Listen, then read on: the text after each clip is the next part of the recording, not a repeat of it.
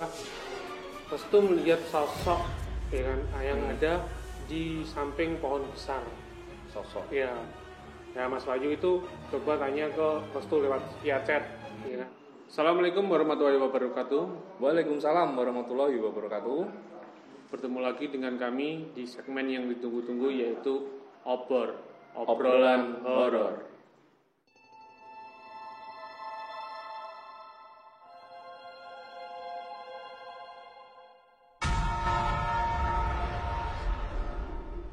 Dengan saya Rizky Ali ditemani dengan teman saya yaitu Yogi. Yoi. Hihi. Kali ini kami akan mengisahkan kisah lagi dari Twitter, yaitu Twitternya Mas Wahyu dengan user Wahyu Surendra. Sebelumnya kami sudah meminta izin dan sudah diizinkan oleh Mas Wahyu sendiri.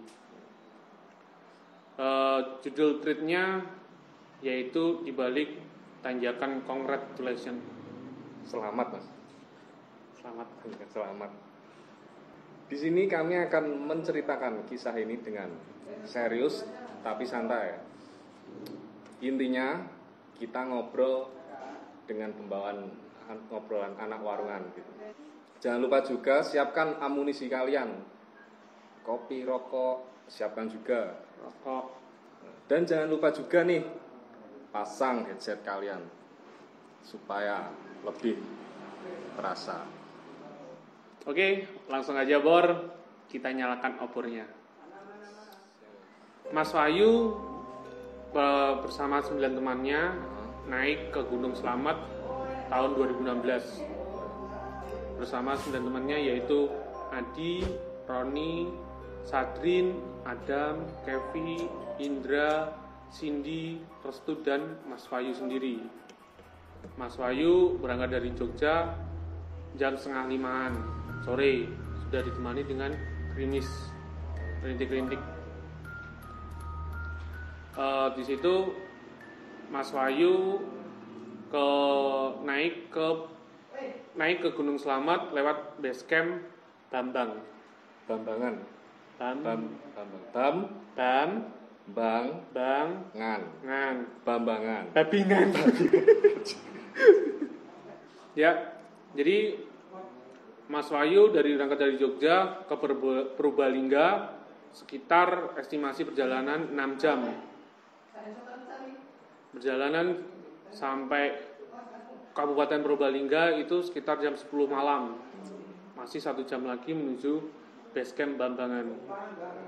Berhubung mereka belum pernah naik Gunung Slamet sebelumnya, akhirnya mereka mengandalkan GPS pada waktu itu.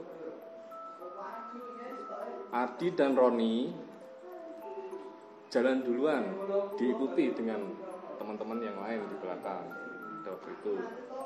Setelah kurang lebih 1 jam, jalan mulai menanjak. Hujan turun dan jalan curam, Mulai menyempit.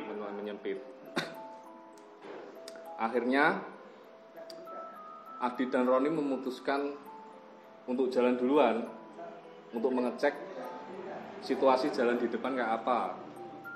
Dan ternyata jalan di depan buntu. Akhirnya Roni dan Adi balik ke Jogja. balik ke rombongannya. Ya, untuk memutuskan berteduh di desa tersebut. Iya. Karena cuacanya kan hujan. Karena di dalam desa di kaki gunung, ya kan, dalam desa kaki gunung sinyalnya susah. Dan kondisi badan udah mulai basah, membuat pikiran menjadi semrawut. Desa itu sangat sepi, tidak ada orang sama sekali. Tidak ada orang yang lalu lalang pada malam itu. Padahal malam itu adalah malam Jumat. Malam Minggu, Mas. Malam Minggu. Biasanya kalau malam Minggu jalur ke pendakian itu cukup ramai. Biasanya. Tapi tidak kali ini. Tidak ada seorang pun yang ada di jalanan tersebut, termasuk di desa itu sendiri. Sengaja berbicara kencang dan agak ribut. Siapa tahu orangnya ada di dalam rumah mendengar suara mereka, berniat untuk menanyakan sesuatu. Setengah jam berlalu, tidak ada orang satupun yang keluar dari rumah, padahal lampunya menyala. Walaupun malam itu sudah menunjukkan waktu jam 12 kurang. Hujan masih ada, masih hujan. Dan mereka memutuskan untuk tetap stay di situ. Waktu itu Indra izin untuk pergi buang air kecil, Mas ya. Iya, pipis. Kemudian Wahyu mendengar seperti ada suara Lagu Jawa atau ada orang yang nyinden juga. seperti suara itu. Kemudian Wahyu bingung dan hanya diam saja, nggak bilang ke teman-temannya. Sedangkan di seberang jalan itu sudah jurang dan jarak antar rumah satu ke rumah yang lain itu cukup jauh. Kemudian Adi juga merasakan hal serupa. Dia juga mendengar suara seperti orang nyinden, Cewek yang nyanyi itu ya. ya. Kemudian Adi berkata kepada Wahyu, "Kamu dengar nggak suara itu?" Adi hanya mengangguk aja. Maklum, Adi kan berasal dari Kalimantan. Mana mungkin Kalimantan ada suara sinden seperti itu kan? Enggak mungkin. Ada, Mas. Suara apa? Suara orang hutan. Suara diri sendiri. Tidak berselang lama, Indra kembali dari tempatnya pipis tadi. Tiba-tiba Indra langsung ngomong ke Wahyu, "Cok, kowe krungu ra, Cok?" Kalau Menghayati. Indra emang ngono. Iya, aku menghayati, Mas.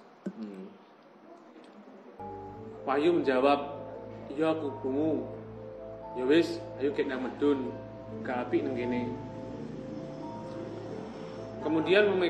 Kemudian mereka memutuskan untuk melanjutkan turun. Tidak selesai di situ. Masalahnya ada lagi. Tas Mas Wahyu tiba-tiba pedot sebelah kirinya. Ya kan? Tidak ada tanda-tanda sebelumnya ujuk-ujuk corona. Corona Mas pedot. Iya, pedot. Maksudnya corona iki kayak tanda-tanda apa-apa, orang rumah sakit ujuk-ujuk corona wi divonis. Padahal kene anune Iki pedot AC. pedot sebelah kiwanya. Alah.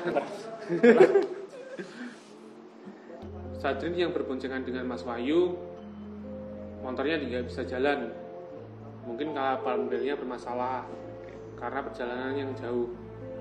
Dan motor Kevin juga, motornya mengeluarkan asap yang tidak normal, tidak seperti biasanya. Akhirnya mereka berjalan bertiga. Sadrin, Wahyu, dan Kevin menuntun motornya melalui jalan pelan-pelan menuruni jalan yang terjal. Masih terngiang suara sinden di atas, membuat pikiran tambah kacau. Mulai bertanya, apakah besok masih sanggup melanjutkan perjalanan ini? Setelah beberapa lama melanjutkan perjalanan, motor yang sebelumnya tidak bisa dikendarai sekarang sudah mulai dikendarai dan sudah memasuki jalan yang mulai bagus, sudah membaik jalannya. Teman yang lain sudah sampai duluan. Mereka menemukan persimpangan jalan dan memutuskan untuk menunggu di sana. Waktu menunjukkan pukul 1:30 malam pada waktu itu. Akhirnya mereka rembukan dan memutuskan untuk mencari masjid yang nantinya mereka istirahat di sana. Paginya, pas adzan subuh berkumandang, mereka bangun dan mereka sholat subuh di sana. Sing ada ini siapa, Mas? Gak ngerti, Cok. Aku keturun coba kayak. Aku ya harus gugah guys. Bodoh soalnya. Kemudian ada bapak-bapak bertanya kepada rombongan mereka. Rombongan saking pundi, Mas? Terus ajeng teng pundi? Saking Jogja, Pak. Ada tindak Gunung Slamet. Oh alah, kok mboten teng base camp Bambangan mawon. Rencana nggih dalu ngonten, Pak. Tapi nggih pripun malih dek dalu nyasar niki, Pak. Oh alah nggih. Niki sering kathah pendaki sing nyasar teng mriki. Oh, ngonten lho, Pak. Nggih, biasane teng desa Kilen niku mau. Teng desa niku Kilen niku. Kilen mriko, Pak. Oh nggih, Kilen niku. Mriko, Pak, Kilen. Oh mriku. Nggih. Mungkin jenengan bidal sampean bidan. Nggih. Main jenengan ngalor mawon. Oh ngalor nggih. Harus mriko ngalor nggih, Pak. Ngalor mawon. Terus oh nggih. Nggih. Atur suwun, Pak. Oh nggih. Suwun, Nggih. Monggo, Pak nggih.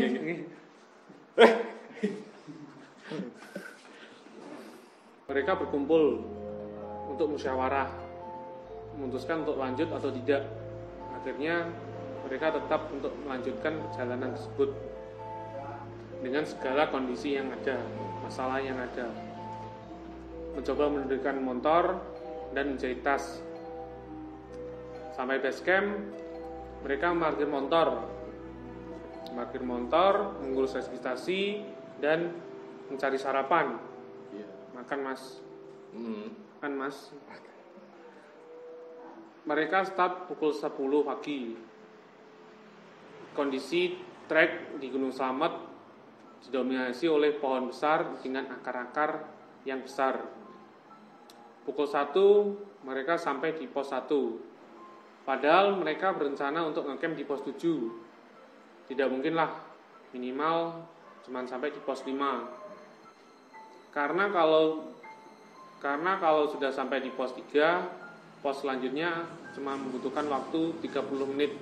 Pos selanjutnya 30 menit kok mas. Jadi setiap pos kuwi ada sing nongkrong. Takon nongkrong. Yo nongkrong mas, lagi usum maling. Pos ronda mas, pos ronda. Beda ya karo pos. Beda. Pos ronda. Rondai ora sing menggoda ya. Kayak rondo. Rondo paling menggoda. Sampai di pos 1, mereka istirahat. Mereka menemukan warung di sana, kan ada warung. Ya, di pos 1 Gunung Slamet emang ada warungnya itu, Mas. Mereka istirahat, ngopi, minum es teh. Estimasi kurang lebih perjalanan 1,5 jam. Setelah istirahat, mereka melanjutkan perjalanan. Dan rombongan mereka terpecah menjadi 2.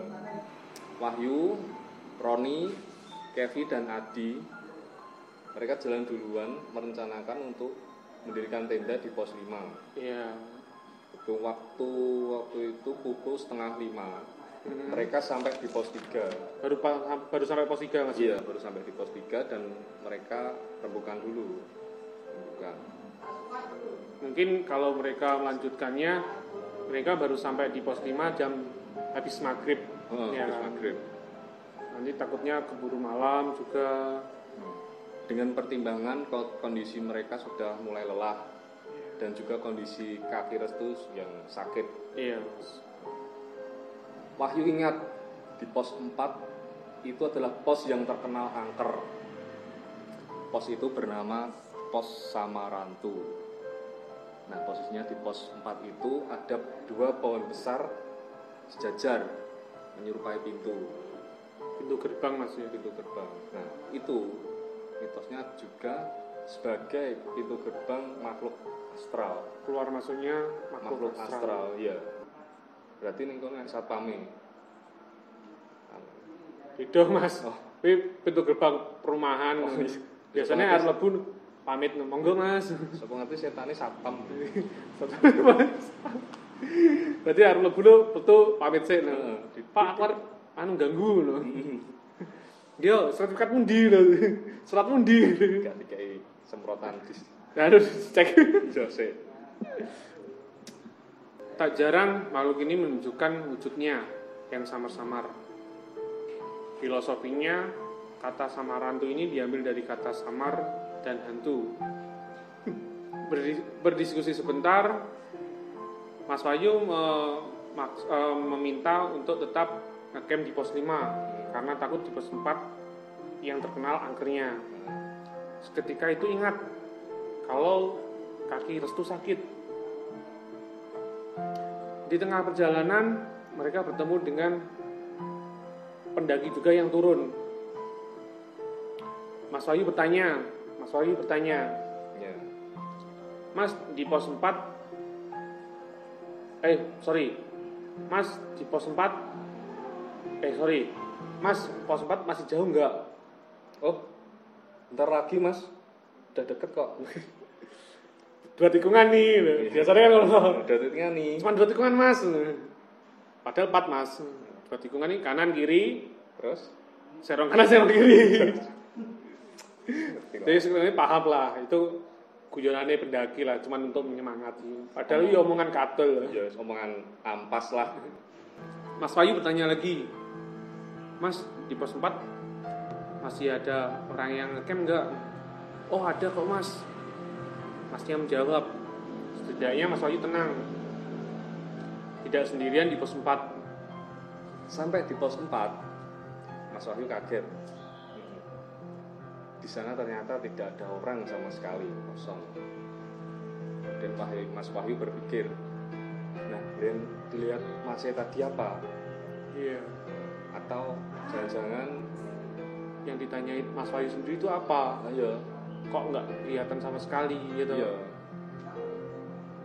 Singkat cerita, akhirnya mereka memutuskan untuk ngecamp di pos 4. Mereka mendirikan tenda dan masak. Tak lama kemudian ada pendaki yang ngecamp di situ juga, di tempat itu, di pos 4. Mendirikan 3 tenda juga di pos 4 mas ya? Iya, baru. Setelah masak, mereka langsung makan dan langsung istirahat. Kecuali Roni dan Indra, mereka masih rokokan dan merebus telur untuk rencana summit besok. Oh gitu. Padahal anehnya lagi, telur yang dimasak dari jam 8 sampai jam 12 tidak matang. Karena lupa pakai kompornya gak suruh deh. Gasentek. Gak. Oh iya. Itu nan. Oke. Benar-benar kejanggalan yang dialami oleh Mas Wahyu. Oke, siap. Dari jam 8 sampai jam 12 ternyata telur yang direbus tidak matang sama sekali.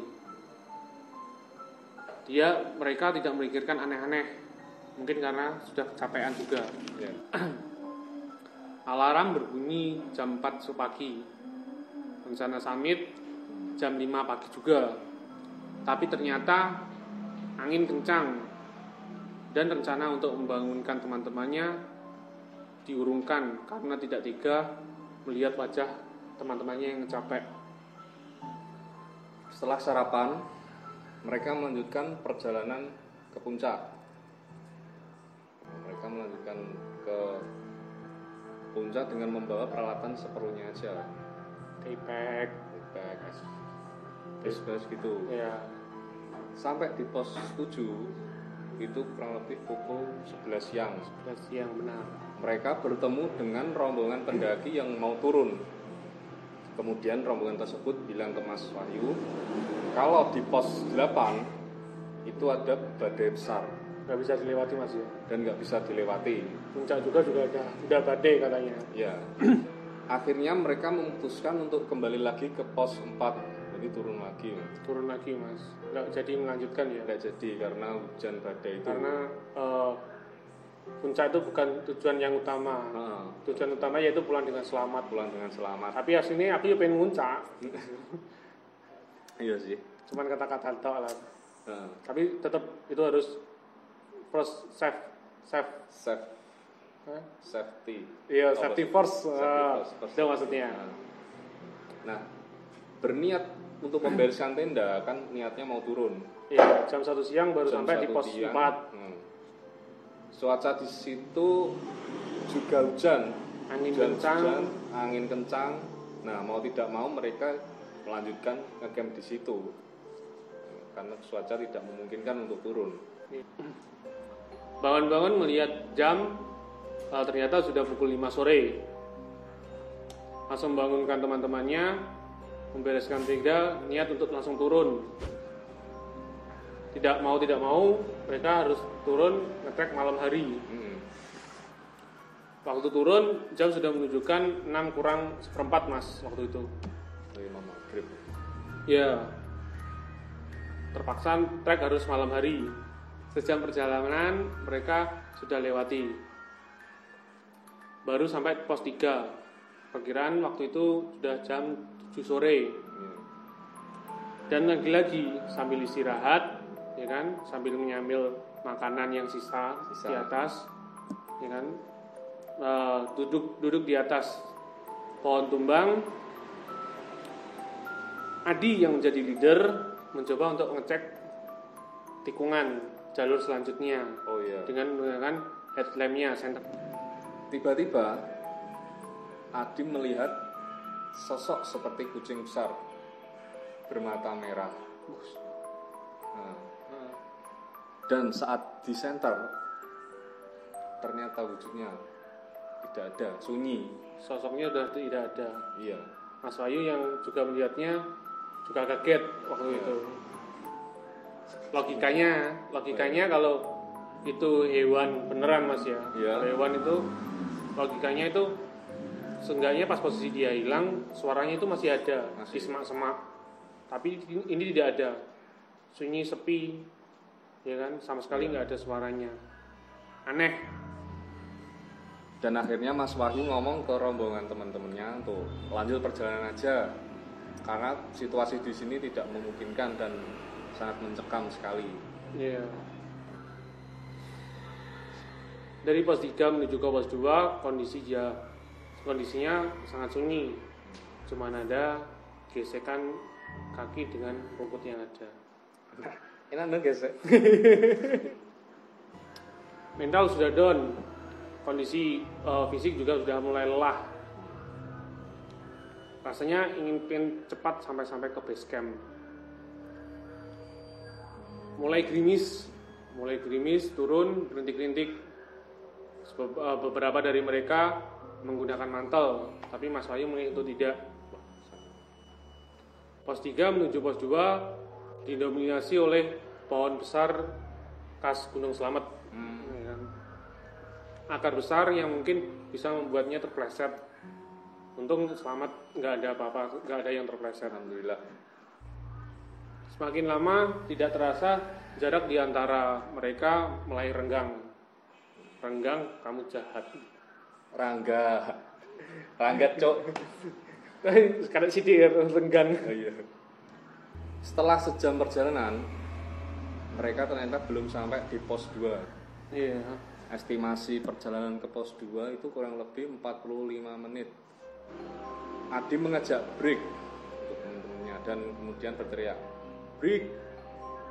Mungkin melihat kondisi yang mungkin cocok untuk istirahat Mas ya. Nah, dari sorot center Adi, teman-temannya melihat Adi sudah di tikungan depan pas belokan. Mungkin pikirnya teman-temannya, wah ini betul cocok untuk break di situ. Urutan mereka pada waktu itu, Adi di depan, Roni, Kevi, terus Cindy, Restu, Adam, Wahyu, Indra, dan Mas Sadrin sebagai sweeper. Tiba-tiba terdengar suara seperti seseorang jatuh pas di depan Wahyu. Iya. Kalau dari hitungan urutan mereka yang di depan Wahyu, Sadrin dan Indra itu adalah Adam. Lihat sorotan lampu menyorot ke atas langsung hilang. Dan berusaha dipanggil oleh Mas Wahyu. Adam ternyata tidak menjawab. Tidak ada jawaban dari Adam. Kemudian mereka lanjut jalan aja. Di tengah perjalanan tak disangka Mas Wahyu melihat Adam duduk di samping pohon besar lengkap dengan tas karirnya. Jalan ke depan sambil ngomong ke Mas Adam, ayo mlaku neh. Larene ning ngarep kono lho. Pas tikungan iku lho. Cacah nang kono. Ya. Sorot lampu Mas Wahyu itu cuma nyolot ke jalan, fokus ke jalan. Tidak ke Adam. Ya, Mas Wahyu cuma meliriknya. Yang berdiri di samping Adam itu adalah Sadrin. Sadrin mencoba ngomong sama Adam juga. Adam, ayo mlaku neh. Adam adalah sweeper. Tugasnya sweeper itu adalah tidak boleh mendahului rombongannya. Meyakinkan kalau dia adalah orang terakhir yang menjadi dalam satu rombongan tersebut. Mas Wahyu dan Indra mencoba jalan ke depan ke rombongan. Dan tiba-tiba ternyata Adam sudah ada di depan. Mas Wahyu kaget seketika. Adam ngomong, ayo Siti nah, semangat. Wah, Siti Mas. Siti. Dia berdiri tak melangkah satupun. Kaget. Ingin rasanya menyorotkan sorot lampu ke sosok di belakang. Tapi hati tidak mampu. Tidak kuat untuk melihat ini. Suara Adam ternyata terdengar oleh Sadrin yang pas pada saat itu berada di samping Mas Adam. Kemudian Sadrin berteriak, "Dam, oi!" Tawarannya ngono, Mas. Oh iya. Iya. Mereka bertiga hanya saling memandang dan langsung melanjutkan perjalanan mereka. Pandang, Mas. Oh, iya. Memandang jalan. Yes. Enggak saling pandang. Ya, saling pandang. Akhirnya mereka jalan dan gabung ke rombongan mereka. Saat memutuskan jalan lagi, Mas Sadrin meminta Indra untuk menggantikan posisinya. Substitusi sebagai sweeper. Penalti berarti. Beda Mas, kiper. Oh, Kiper. Setelah 40 menit mereka sampai juga di pos 2. Pos 2 mereka istirahat sejenak dan 15 menit mereka melanjutkan perjalanan lagi ke pos 1. Di tengah perjalanan mereka berpapasan dengan tim SAR. Yang katanya tim SAR di atas ada yang cedera, rombongan yang cedera. Nah, di saat waktu jalan turun, Mas Wahyu mendengar seperti suara rumput yang digesek. Digesek. Dan juga mendengar suara kentongan pos kampling di tengah hutan seperti itu. Kemudian Mas Wahyu jalan dan secara spontan megangin tas Indra yang di depannya Mas Wahyu. Di depannya. Dan itu berkata, "Ngapa ngucuki tasku? Abot cok," dari katanya Mas Wahyu. Katanya Mas Wahyu. Katanya Mas Indra. Mas Indra. Dan jadi menengo aku wedi. Menengo aku disu. Sune. Disu. Mas Wahyu nisu. Paling namanya Suindra. Ya, gitu. Dan mereka lanjut jalan dan pukul 12 malam mereka sampai pos 1. Baru sampai pos 1. Jam 12 malam sampai pos 1. Iya. Mereka istirahat sebentar dan bercanda-canda seperti biasa.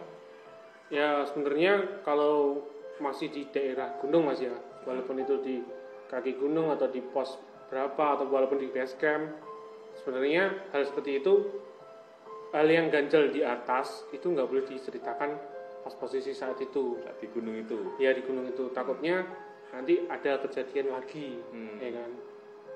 Terus tuh yang mendengar cerita tersebut, dia memilih untuk tidak mau melanjutkan perjalanan dan memilih untuk ngecamp di pos 1 itu. Ya.